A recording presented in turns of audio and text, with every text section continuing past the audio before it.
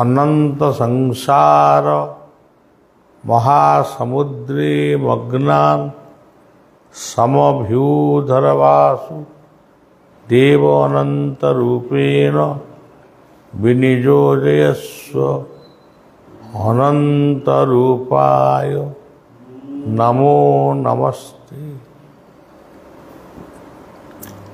ଜୟ ଗୁରୁ, ଜୟ ଜଗନ୍ନାଥ।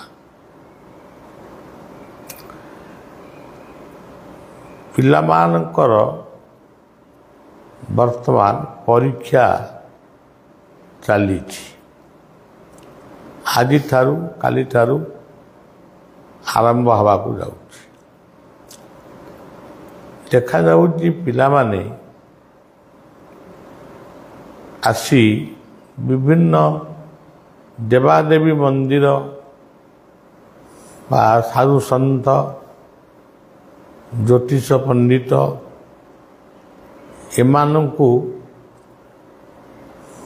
ପରୀକ୍ଷା ସମ୍ପର୍କରେ ଜଣାଉଛନ୍ତି। ଯେଉଁମାନେ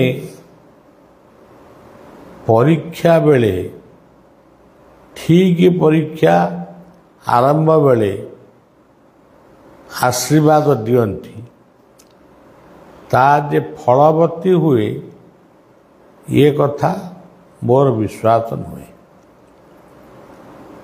ପ୍ରକୃତରେ ଯଦି ଆପଣମାନେ ଚିନ୍ତା କରିବେ, ପାଠ ହିଁ ନିଜେ ଗଣେଶ, ପାଠ ହିଁ ସରସ୍ୱତୀ।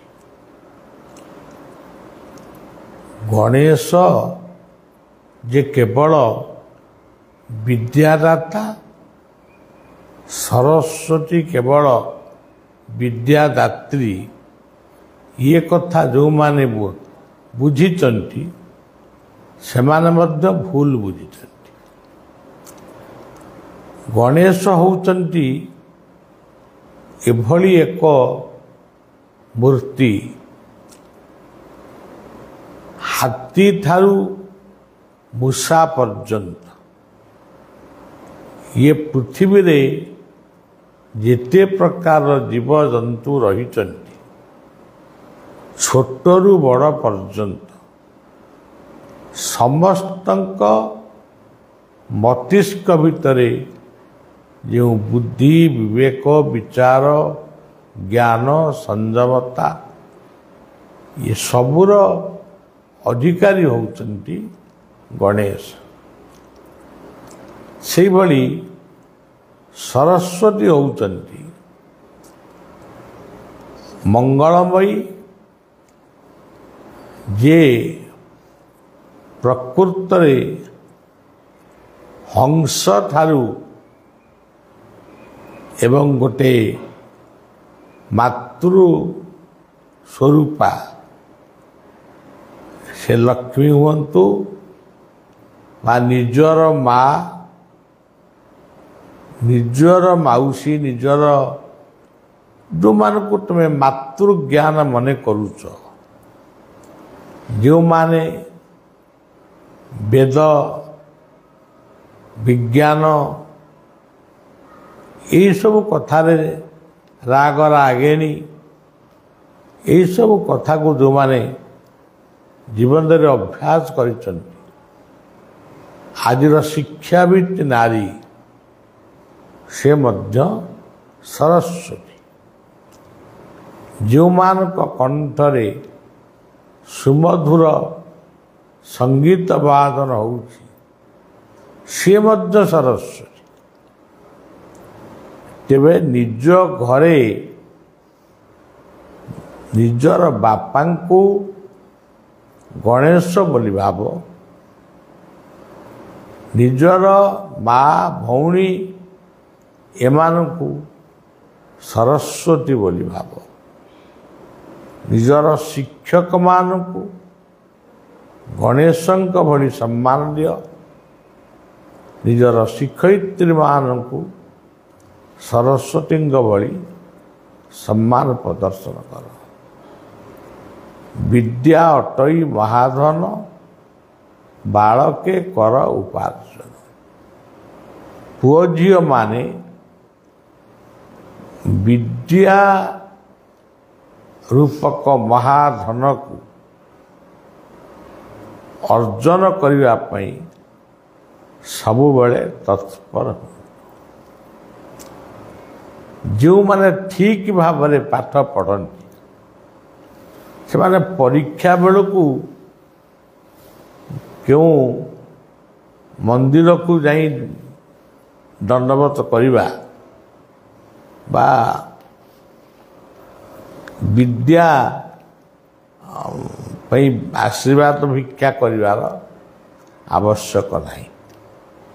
जो बाप माँ माने पिला मानकु यह ही शिक्षा दियंती तो पाठ पढ़ न पढ़ परीक्षा बेले आमर गुरु पाखक नहीं कलम पेंसिल धरे नहीं आसबू गणेश सरस्वती बा आमर शारदा मंगला जगन्नाथ को प्रणाम करूँ।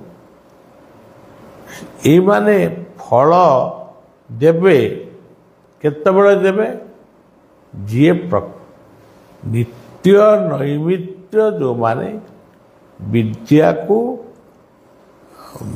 महासंपत्ति बोली भावी ठीक समय पढ़िबे पाठ प्रति मनोवृत्ति रखिबे।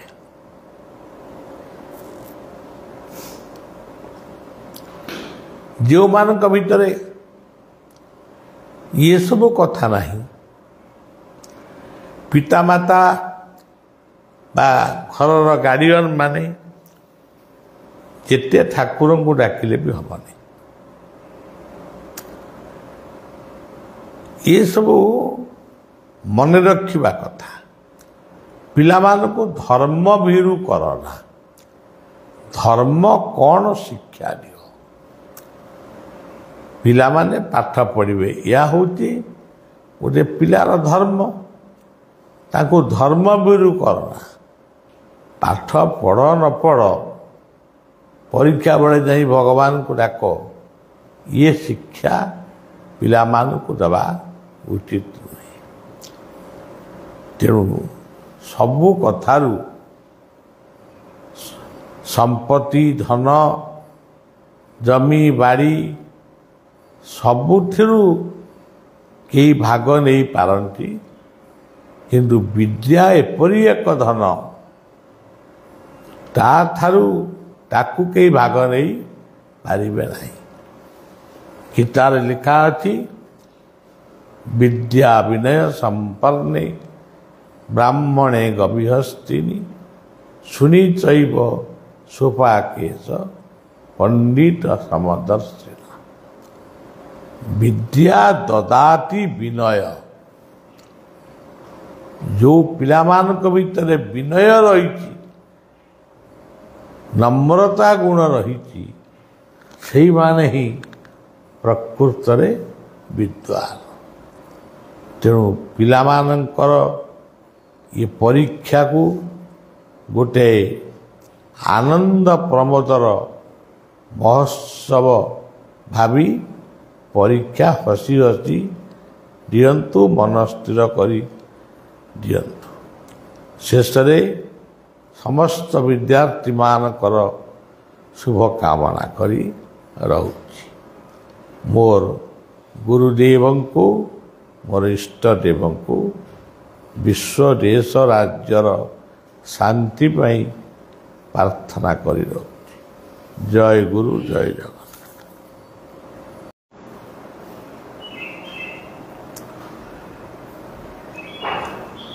ओम शिशु अनंताय नमः। अनंत शिशु मानकर जीए जन्मदाता रक्षाकर्ता से होचंती आम पाई शिशु अनंत। आपण माने जानती समस्ते भी एटा प्राय उणा अधिके जानिचंती केबे भी ईश्वर अनेक नुहंती। ଜଣେ ହିଁ ଈଶ୍ୱର ଯାହାଙ୍କର ନାମ ଆମେ ସବୁ ବିଭିନ୍ନ ଭାବରେ ଦେଇଛୁ।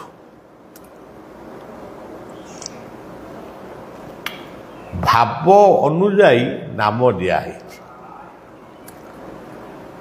କିନ୍ତୁ ସବୁଠାରୁ ମୋତେ ଗୋଟିଏ ଶବ୍ଦ ଭଲ ଲାଗେ, ସର୍ବଶକ୍ତିମାନ। ଇଏ ଶବ୍ଦଟି କହିଥିଲେ ଆମର ପୂର୍ବତନ ରାଷ୍ଟ୍ରପତି ଅବଦୁଲ କଲାମ, ଜଣେ ଇସଲାମିକ ଲୋକ, ହିନ୍ଦୁସ୍ତାନର ରାଷ୍ଟ୍ରପତି ହେଇଥିଲେ। ସେ ଗୋଟେ ପ୍ରସଙ୍ଗରେ କହିଥିଲେ, ଈଶ୍ୱରଙ୍କୁ ସମ୍ବୋଧନ କରି କହିଥିଲେ ସର୍ବଶକ୍ତିମାନ।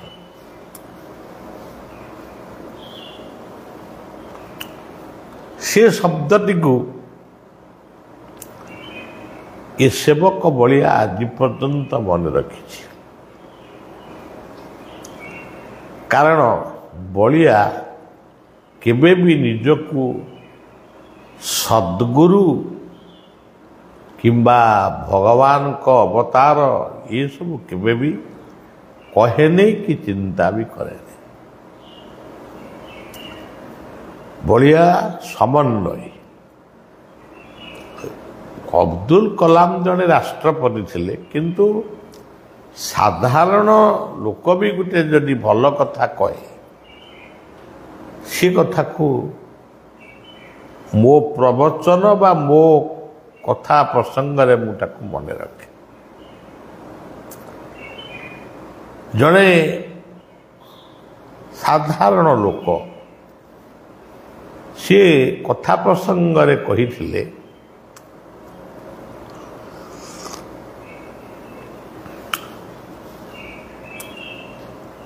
କ୍ଷମା ଦେଇ ବଡ଼ ହୁଅ। ଆଜି ବି ସେ କଥାଟାକୁ ଯେତେବେଳେ ଯାହାକୁ କହେ, ସେ ତାଙ୍କରି ରୂପଟା ମୋ ଭିତରେ ଭାସି ଆସେ।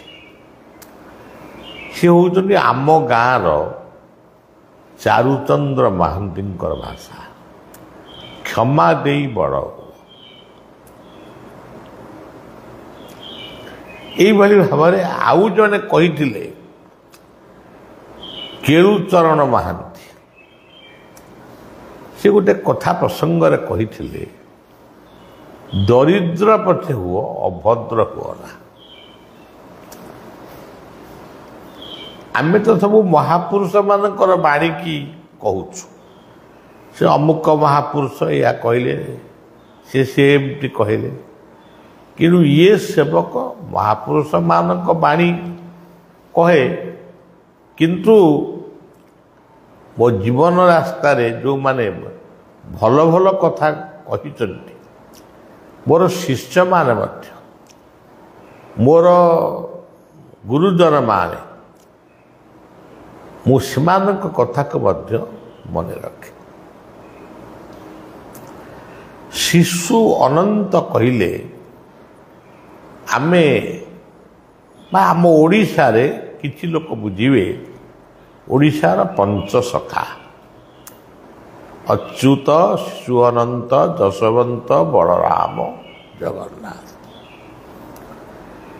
ଏଠି ଆମେ ଯେଉଁ ଗାଦି ବ୍ରହ୍ମଙ୍କୁ କେନ୍ଦ୍ର କରି ବା ସେଇ ସର୍ବଶକ୍ତିମାନଙ୍କୁ ଯେଉଁ ଆମେ କେନ୍ଦ୍ର କରି ଆମେ ଯେଉଁ ପୂଜାର୍ଚ୍ଚନା କରୁ, ତାଙ୍କୁ ବୁଲାରାମ ନାମକ ଜଣେ ସନ୍ଥ ନାମକରଣ କରିଥିଲେ ଶିଶୁ ଅନନ୍ତ। କାରଣ ସେତେବେଳେ ମୋର ବୟସ ମାତ୍ର 15-16 ବର୍ଷ ହେଇଥିଲା। ସିଏ ଅନନ୍ତ ବୋଲି ଶବ୍ଦକୁ ପ୍ରତିଷ୍ଠା କରିଥିଲେ। ଯେହେତୁ ମୁଁ ଗୋଟେ ଛୋଟ ପିଲା ଥିଲି, ଯେତେବେଳେ ମାତ୍ର 15 ବର୍ଷ ବୟସ ଥିଲା, ସେତେବେଳେ ସେ ଶିଶୁ ଅନନ୍ତ ବୋଲି ଉଚ୍ଚାରଣ କରିଥିଲେ। ସାଧୁ ସନ୍ତଙ୍କର ବାକ୍ୟ କେବେ ଭୁଲ ହେଇଯାଏ ନା। ତାଙ୍କ କଥାକୁ ଭଗବାନ ଅନୁମୋଦିତ କରନ୍ତି। ପରବର୍ତ୍ତୀ ସମୟରେ ଏଇ ଆଶ୍ରମର ନିକଟରେ ଜଣେ ସନ୍ଥ ଥିଲେ, ମୋର ବୋଉଙ୍କର ସେ ଗୁରୁ ଥିଲେ। ସିଏ ଥିଲେ ରାଜୀବ ଲୋଚନ ଦାସ, ତାକୁ ଆମେ ଧଡ଼ି ବାବା ବୋଲି ଡାକୁ। ସିଏ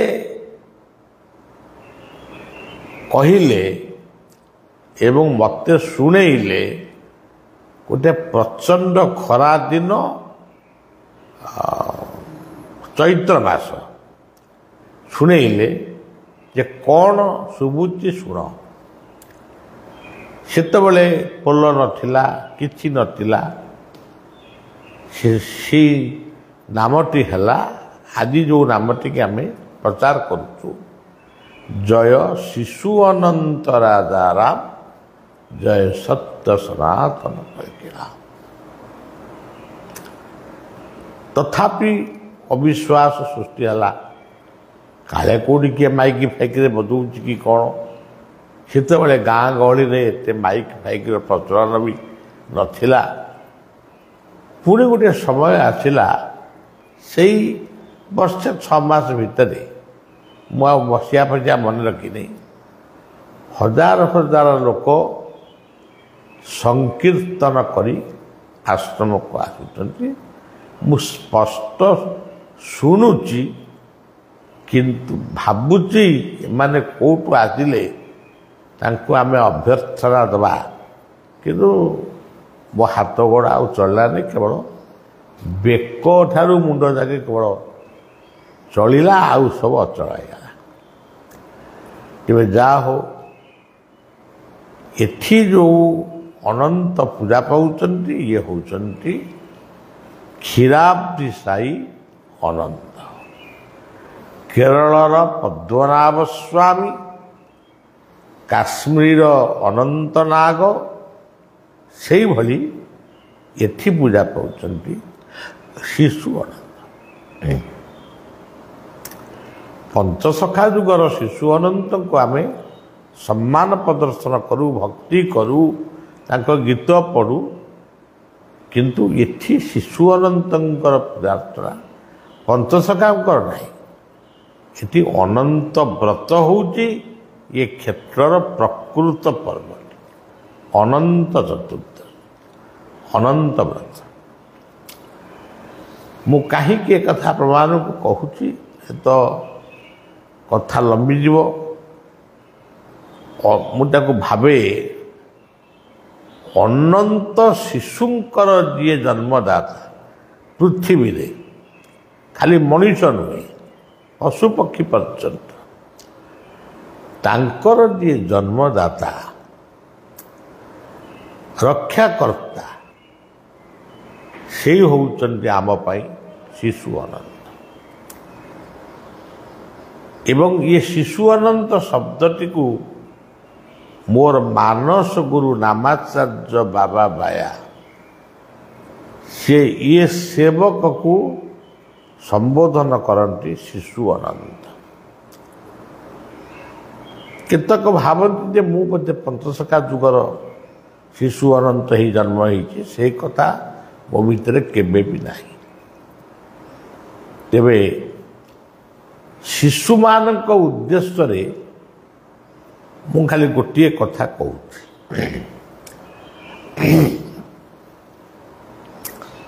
ଶିଶୁ ଅନନ୍ତଙ୍କ ଦର୍ଶନକୁ ବଳିଆ ଥିଲାବେଳେ ବହୁତ ଲୋକ ଆସନ୍ତି। ବଳିଆ ଯଦି ଗସ୍ତରେ କୁଆଡ଼େ ଗଲା, କାଉରଠି, ଇଏ ଗୋଟେ ଚିନ୍ତାର ବିଷୟ। ଶିଶୁ ଅନନ୍ତ ତ ଅଛନ୍ତି, ତାଙ୍କ ପାଖକୁ ଆସି ଦୁଃଖ ଜଣେଇଲେ ଏଠି ସେଇ ପ୍ରସାଦ ପାଇବ, ଦୁଃଖ ଜଣେଇବ, ଭୋଗ କରିବ। ଯଦି ଅତ୍ୟାବଶ୍ୟକ ହେବ, ମୁଁ ଯେଉଁଠି ଥିବି ମୋତେ ଫୋନ୍ ଦ୍ୱାରା ଜଣେଇଲେ ମୁଁ ମଧ୍ୟ ସମସ୍ୟାର କାରଣ ନିରାକରଣ ବିଷୟରେ କହିବି। ଯେତେ କହିଲେ ବି ସେ ହେବନି ହେଉନି। ତେଣୁ ଗୋଟେ ମୋ ପାଇଁ ସେଇଟା ଗୋଟେ ଚିନ୍ତାର ବିଷୟ। ଆମେ କ'ଣ ସବୁଦିନ ଏଠି ରହିବୁ, ପୁଣି ଦୁନିଆରେ ତ ବିଦାୟ ନେବୁ। ଶିଶୁ ଅନନ୍ତଙ୍କର ପୂଜାର୍ଚ୍ଚନା ପାଇଁ ମୁଁ ଭକ୍ତମାନଙ୍କୁ କହେ, ଇଷ୍ଟାର୍ଘ୍ୟ ଅର୍ପଣ କର, ତାଙ୍କ ପୂଜା ଚାଲିଥାଉ, ତାଙ୍କ ଲୀଳା ଚାଲିଥାଉ। ଯେ ଆମ ପରେ ଏ ଇଷ୍ଟାର୍ଘ୍ୟ ନେବେ କି ନାହିଁ, ଆସିବେ କି ନାହିଁ, ମୋତେ ସେଇଟା ଗୋଟେ ଚିନ୍ତାର ବିଷୟ। ତେବେ ଯାହା ହଉ, ପ୍ରତ୍ୟେକ ଦିନ ଶିଶୁ ଅନନ୍ତଙ୍କ ଦର୍ଶନ, ଏଠି ପ୍ରାର୍ଥନା, ସତ୍ସଙ୍ଗ ଯାହା ଯେମିତି ହେବା କଥା ହେଉଛି। ତେବେ ଯେତେବେଳେ ପିଲାମାନଙ୍କର ପରୀକ୍ଷା ବେଳ ହୁଏ, ତାଙ୍କ ମା' ମାନେ ବେଶୀ କ'ଣ ନା ପୁଅ ପରୀକ୍ଷାକୁ ଯିବ। ଯେ ପରୀକ୍ଷାଟା ଆଉ ମୋଟେ 8 ଦିନ କି 15 ଦିନ ରହିଲା, ଏବେ କ'ଣ କହୁଛ ପରୀକ୍ଷାକୁ ଯିବ, ଆମେ କ'ଣ କରିବୁ? ମୁଁ ଆଗରୁ ଭାରି ବିରକ୍ତ ହେଉଥିଲି, ଏବେ ଆଉ କିଛି ବିରକ୍ତ ହେଉନି। ମୋ ଜାଉଁଳି ବେତ ଏଇଟାକୁ ମୋ ମାନସଗୁରୁ ବାବା ଭାୟା ତାକୁ ଅନୁମୋଦିତ କରିଛନ୍ତି। ଜାଉଁଳି ବେତ ଧରି ଜଣେ ଆସୁଛି। ଏ ଜାଉଁଳି ବେତ 1970 ମସିହାଠୁ ମୁଁ ଧରୁଛି। ମୁଁ ସେ ବେତରେ ଟିକେ ତାଙ୍କ ମୁଣ୍ଡରେ ଛୁଆଇ ଦିଏ, ମୋ ଜାଭରା କରି ଜଣେଇକି ଯିବ। କାହାକୁ କେମିତି କହେ, ପିଲା ପାଠ ପଢ଼ିବ, ସେଇ ହେଲେ ତାର ଇଷ୍ଟ। ପିଲା ଯେତେବେଳେ ପାଠ ପଢ଼ିବ ତାକୁ ଜଗ, ସେ ପାଠ ପଢ଼ୁଛି କି ଅନ୍ୟମନସ୍କ ହେଉଛି, ଜଗିବନି। ପିଲାର କେଉଁ ବିଷୟରେ ଦୁର୍ବଳତା ଅଛି, ଟିକେ ତାକୁ କୋଚିଂ ଦିଅ କୌଣସି ଏକ ଶିକ୍ଷକଙ୍କ ଦ୍ୱାରା। ସେଇଟା ବି ଅନେକ କରନ୍ତି ନାହିଁ। ପିଲା ବିଲକୁଲ ପାଠ ପଢ଼ିନଥିବେ, ତାଙ୍କ ମୁଣ୍ଡରେ ପୁରେଇ ଦିଆଯାଉଛି, ଚାଲ ଶାରଦାଙ୍କ ଦର୍ଶନ କରିବା, ସେ କେଉଁଠି କେଉଁ ଠାକୁରଙ୍କ ଦର୍ଶନ କରିବା, ଗୁରୁଙ୍କୁ ଦର୍ଶନ କରିବା, ବଳିଆକୁ ପାଖକୁ ଚାଲ। ବଳିଆ ପାଖରେ ବଳିଆ ହଉ, ଶାରଦା, ବଳିଆ ତ ମଣିଷଟିଏ, ଶାରଦା ହୁଅନ୍ତୁ, ବିରଜା ହୁଅନ୍ତୁ, ଆମେ କ'ଣ ପାଠ ପଢ଼ିନଥିବା? ଆମ ମୁଣ୍ଡରେ ବେତ ବାଡ଼େଇ ଦେଲେ କି ଆମକୁ ହାତ ମାରିଦେଲେ, କେତେକ କଲମ ଫଲମ କ'ଣ ନେଇକିରି ଆସନ୍ତି, ମୋତେ ଛୁଆଇଁକିରି ନିଅନ୍ତି, ମୁଁ ଆଉ ବିରକ୍ତ ହେଉନି। କିନ୍ତୁ ମୋର କହିବାର କଥା, ପିଲାମାନଙ୍କୁ ଉତ୍ସାହିତ କର, ପିଲାମାନଙ୍କ ଉପରେ ବିରକ୍ତ ହୁଅ ନା। ଜଣେ ସେଇ ଶିଷ୍ୟ କଥା ମୁଁ କହୁଛି। ଜଣେ ଅଜୟ ଦାସ ବୋଲି ଜଣେ ଶିଷ୍ୟ ଥିଲେ, ସେ ଆଉ ନାହାନ୍ତି, କଟକରେ ଥିଲେ। ସେ ଗୋଟେ ତାଙ୍କ ପୁଅ ବିଷୟରେ ମୋତେ କହିଲେ। ପୁଅଟି ବୋଧେ କ'ଣ ଫେଲ୍ ହେଇଗଲା ନା କ'ଣ ସେ କହିଲେ। କିନ୍ତୁ ସେ ଗୋଟିଏ ଲୋକ କହିଥିଲା ଯେ ମୁଁ ଅନୁଭବ କରିଛି ତୁ ପାଠ ପଢ଼ିଛୁ, ପରିଶ୍ରମ କରିଛୁ, ଯଦି ଫେଲ୍ ହେଇଗଲୁ ତା ପାଇଁ ଏତେ ଅସୁବିଧାଟା କ'ଣ? ଏତେ ବ୍ୟସ୍ତ କାହିଁକି? ମୁଁ ତ ବ୍ୟସ୍ତ ନୁହେଁ, ପୁଣି ଥରେ ପରୀକ୍ଷା ଦେବୁ, ପୁଣି ପାସ୍ କରିବୁ। ଇଏ କଥାଟାକୁ ମୋତେ ବହୁତ ଭଲ ଲାଗିଥିଲା। ତେଣୁ ବାପ ମା' ମାନେ ପିଲାମାନଙ୍କ ଉପରେ ଆଦୌ ବିରକ୍ତ ହେବା ଅନୁଚିତ। ତାଙ୍କୁ ସ୍ନେହ ମମତାରେ ବୁଝେଇ ଦିଅ, ପାଠ ପଢ଼, ଯଦି ଫେଲ୍ ହେଇଯିବ ପୁଣି ଥରେ ପରୀକ୍ଷା ଦେବା। କିନ୍ତୁ ଆପଣମାନେ ଯେଉଁ ବିରକ୍ତ ପିଲାମାନଙ୍କ ଉପରେ ହେଉଛନ୍ତି, କାନ୍ଦି ପକାଉଛନ୍ତି ମୋ ପୁଅ ଫେଲ୍ ହେଇଗଲା, ବା ପିଲା ଡରୁଛନ୍ତି ମୁଁ ଯଦି ଫେଲ୍ ହେଇଯିବି ତାହେଲେ ମୋ ବାପା ମୋତେ ମାରିବେ, ମୋ ମା' ମୋତେ ମାରିବେ। ନାଇଁ, ଫେଲ୍ ଯେତେବେଳେ ସେ ହେବେ ତାଙ୍କୁ ମିଠା ଖୁଆଅ, ତାଙ୍କୁ କୋଳରେ ବସେଇକି ତାଙ୍କ ମୁଣ୍ଡ ଆଉଁସି ଦିଅ, ହେଲେ ହେଲେ ହେଲୁ କ'ଣ ଏଇଟା, ପୁଣି ପାଠ ପଢ଼। ପାଠରେ କେହି ଭାଗ ନେବେନି। ପରୀକ୍ଷା ବେଳେ ପିଲାମାନଙ୍କୁ ଆଦୌ ଛାନିଆ କରନା। ପରୀକ୍ଷା ହେଉଛି ପିଲାମାନଙ୍କର ଗୋଟେ ଉତ୍ସବ, ଯେମିତି ରଜ ଦୋଳ ବା ଆମର ଯେଉଁ ଉତ୍ସବ ଯେମିତି ହୁଏ, ପରୀକ୍ଷା ସେମିତି ଗୋଟେ ଉତ୍ସବ। ପିଲା ଯାଉ ପରୀକ୍ଷା ଦେବା ପାଇଁ। ଆମେ ସବୁ ପିଲାଦିନେ ପରୀକ୍ଷା ଦେବାକୁ ଯାଉ, ଆମ ମୁରବୀମାନେ ଗୋଟେ କଳସ ବସେଇବେ। ମୁଁ ଆଜି ତାକୁ ସବୁ ଭାବୁଛି, ଦହି ଟିକେ ଖୁଆଇବେ, ଆକୁ କାଳେ କଳସ ବସେଇଲେ ଦହି ଖାଇଲେ ପାଠ ଗୁଡ଼ାକ ବେଶୀ ହେଇଯିବ। କେବେ ବି ନୁହେଁ। ପିଲାମାନେ ମନେ ରଖ, ତୁମେମାନେ ଖେଳିବ ଏବଂ ଯଥା ସମୟରେ ବିଦ୍ୟାଳୟକୁ ଯିବ, ଯଥା ସମୟରେ ଘରେ ବସି ପଢ଼ିବ, ତାପରେ ଖେଳିବ କିମ୍ବା ଟିଭି ଦେଖିବ, ଦେଖ। ଏବଂ ମୋବାଇଲ ଫୋନ୍ ସହିତ ଯେତିକି ସମ୍ପର୍କ ରଖିବା କଥା ସେତିକି ରଖିବ, ଅଧିକ ରଖିବ ନାହିଁ। ତେଣୁ ଏସବୁ କଥାକୁ ମାନେ ଜାଣିବା ଦରକାର। ଆଗକୁ ମାଟ୍ରିକ ପରୀକ୍ଷା ଆସୁଛି, ସେଥିପାଇଁ ମୁଁ ପିଲାମାନଙ୍କ ଉଦ୍ଦେଶ୍ୟରେ ଆଜିର ଏ କଥାକୁ ସମର୍ପଣ କରୁଛି। ବାପ ମା ମାନେ ଜମା ପରୀକ୍ଷା ବେଳେ ଠାକୁର ପୂଜା କରନ୍ତି। ପରୀକ୍ଷା ବେଳେ ଅଧିକ ଠାକୁର ପୂଜା କରିବା, ଯାହା ଦର୍ଶନ କରି ଆସିବା, ସେସବୁ କଥାରେ କିଛି ଲାଭ ନାହିଁ। ପାଠ ପଢ଼ ଏବଂ ଜୀବନ ଗଢ଼, କୁସଙ୍ଗ ବର୍ଜନ କର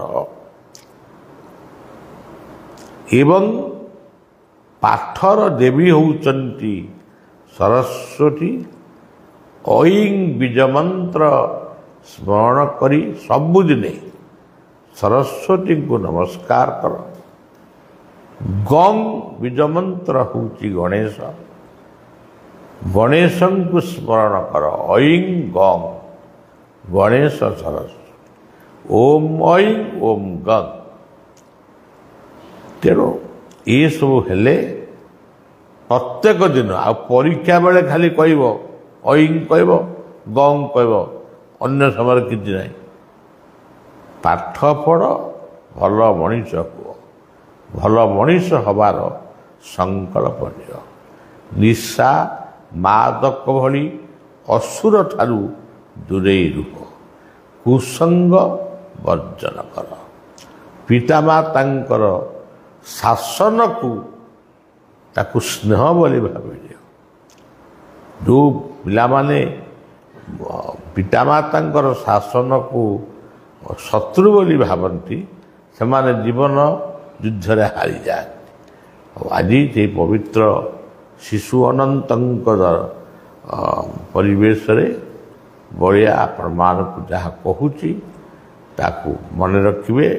ପିଲାମାନେ ପରୀକ୍ଷାକୁ ଯିବ, ପରୀକ୍ଷାରେ କିଛି ନାହିଁ, ହସି ହସି ଯାଅ, ହସି ହସି ଯାଅ, ମନେ ପକେଇ ତମ ପ୍ରଶ୍ନର ଉତ୍ତର ଦିଅ, କିନ୍ତୁ କିଛି ମୁଣ୍ଡରେ ପୁରାଅ ନା, କିଛି ଦୁଃଖ ବି କରନି। ସବୁ ଠାକୁରଙ୍କର ଇଚ୍ଛା। ତୁମେ କର୍ମ କରିବ, ଫଳ ଈଶ୍ୱର ଦେବେ, ଫଳଟା ତମ ହାତରେ ନାହିଁ। ତେଣୁ ଆଜିର ଏହି ପବିତ୍ର କଥାକୁ ମୋର ଗୁରୁଦେବ ଠାକୁର ନିଗମାନନ୍ଦ ବାୟାରାମ ବୈକୁଣ୍ଠ ମଧୁସୂଦନ ଅଭିରାମ ସମସ୍ତଙ୍କ ପାଦରେ ସମର୍ପଣ କରୁଛି ଏବଂ ଶିଶୁ ଅନନ୍ତଙ୍କର କୃପାରେ ଆପଣମାନେ ସୁସ୍ଥ ରହନ୍ତୁ, ଏତିକି ପ୍ରାର୍ଥନା କରି ରଖୁଛି। ଜୟ ଗୁରୁ, ଜୟ ଜଗନ୍ନାଥ।